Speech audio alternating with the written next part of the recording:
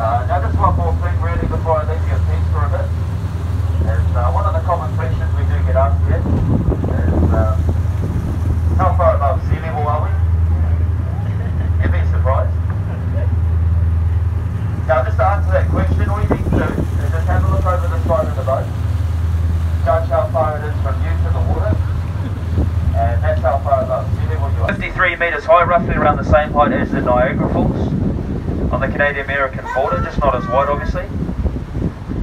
This one in the middle that I think we're going to go under, this is called the Ferry Falls, named after the Wallabies, the Australian rugby team. And then the Pixie Falls just to the left-hand side of that. Anyone out the front, I'm not too sure if you're aware, but waterfalls, they might be a bit wet. Funnily enough, they are made up of water. So watch out for your electronics, they do say we have some of the wettest water on Earth. So yeah, watch out for that if they're not waterproof, but enjoy the experience. It does get blown around a bit, so it might land on the front, it might not. But yeah, you are at risk anyway. But enjoy the experience just so we warm up to the Stirling Falls.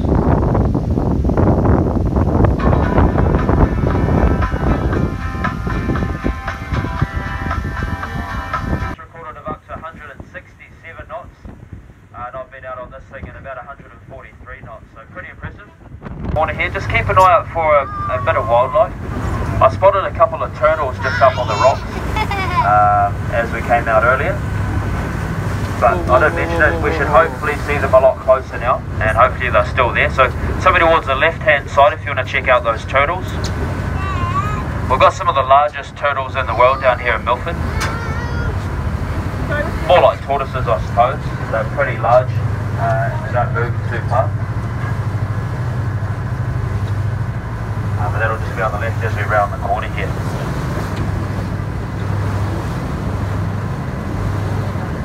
Yeah, make sure you're ready to capture that view.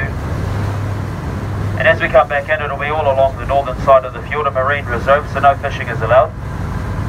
So you want to start pulling up your fishing lines. You can fish on the southern side, but most people head right out towards the open sea here. Alright, there's the view just starting to creep open for us here. Those turtles are just coming into view as well, just on our left hand side, on the port side. Just to the left there now. Just have to use your imagination. You'll see two little rocks or boulders touching or kissing just to our left, which are the two turtle heads. And then the shells are on either side, just on the point here. Little rock structure we like to call the kissing turtles.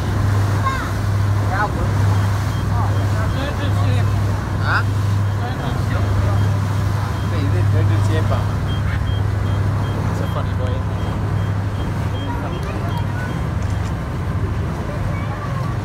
So yeah, they've been kissing like that for years. They've got a pretty rock solid relationship.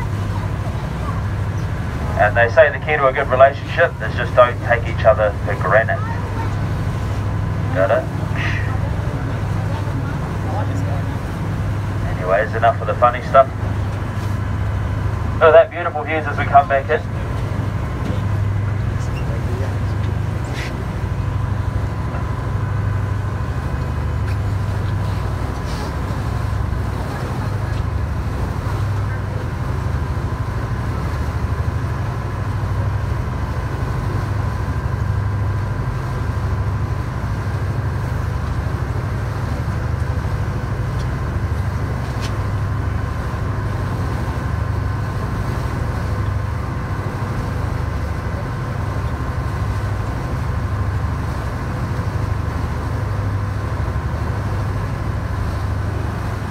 In the fashion trade.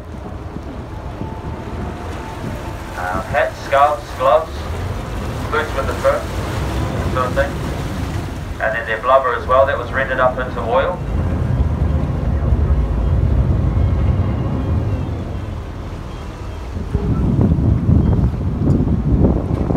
And that oil was pretty clean burning, so they used this to fuel street lanterns over in some of the major cities in Europe. Given full protection though that the population has increased to the extent that they're now no longer an endangered species. Not just here on the shores of Aotearoa, New Zealand, also they've made a home for themselves across the ditch in Australia as well. Look at me. Look at me. Look at me. Enna, look at me. Probably one of the only things to make rocks look this comfortable. seals that we generally find within the fjord here, these are generally the young juvenile males. A little bit like myself, I guess. These ones here have been kicked out of home at a young age. Also like that.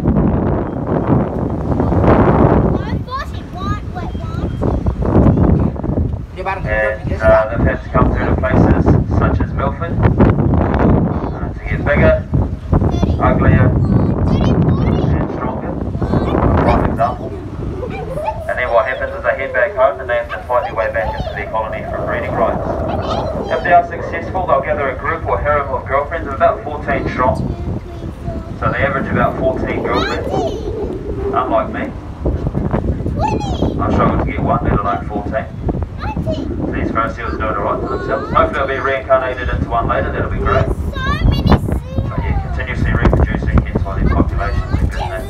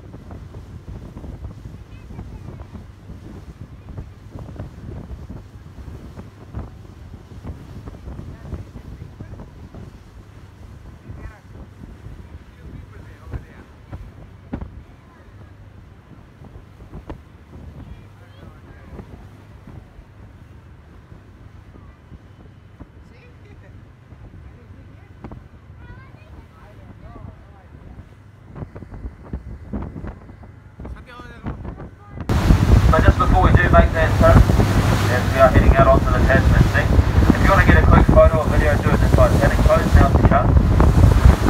Generally a crowd favourite. Don't worry, no fear of doing a Titanic out here. But yeah, we'll get the scene for you if you like. Brilliant, enough mate, that's the scene. That's the scene for us anyway.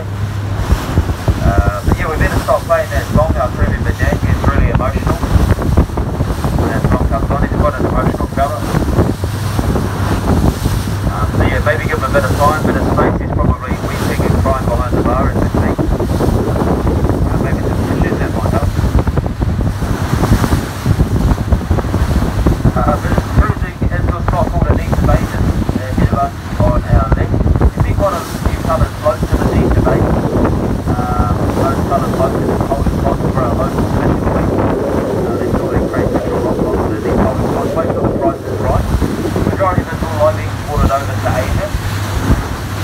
And then prices, yeah, generally fluctuate anywhere between $75 to $150 a kilo. Sitting at about $115 a kilo at the moment. On the shores of Itsme Bay though, on our left, there's a lot of, there is an abundance of pounamu, greenstone or jade. Very soft cork known as bowenite, more for ceremonial purposes, jewellery and ornaments. Generally in other parts of the country you find bright jade, which is generally for salt and winters and a lot of upgrade. It's protected by local iwi though, you're not able to take any off the shores here, local iwi being 9 taku.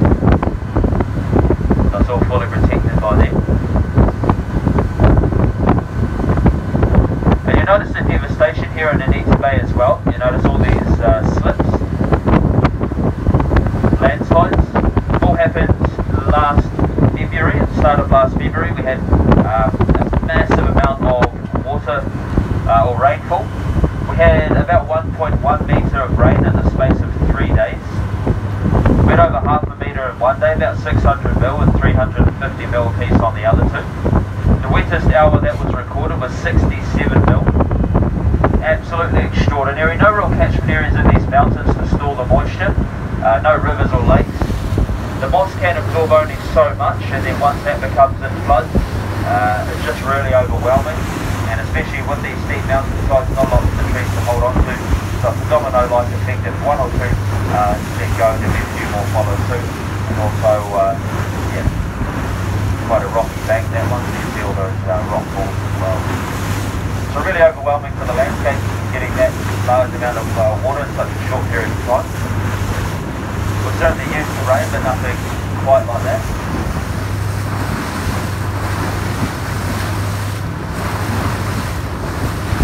So yeah, private couples here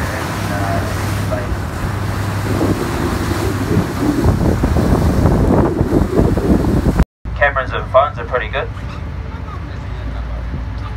They'll pay off the bills. But yeah, make sure you take anything with you. Everything with you. Make sure you also ask any questions or queries on the way out as well before you leave. As they say, don't leave any stones left unturned. So yeah, come and see us. Make sure you collect those picnic lunches if you haven't already. We don't want you to go hungry. Make sure you grab those. We do appreciate it. Once again, if you're a tidy Kiwi, just use the bins scattered around the vessel if you have anything lying around your tables. Tea and coffee cups back to the little cafe bar. We'd appreciate that a lot. But we appreciate you guys coming through, visiting this beautiful place. We should hopefully see you again one day. Come down when it's bucketing down, as was mentioned. Just a different perspective and view of the fjord. But without you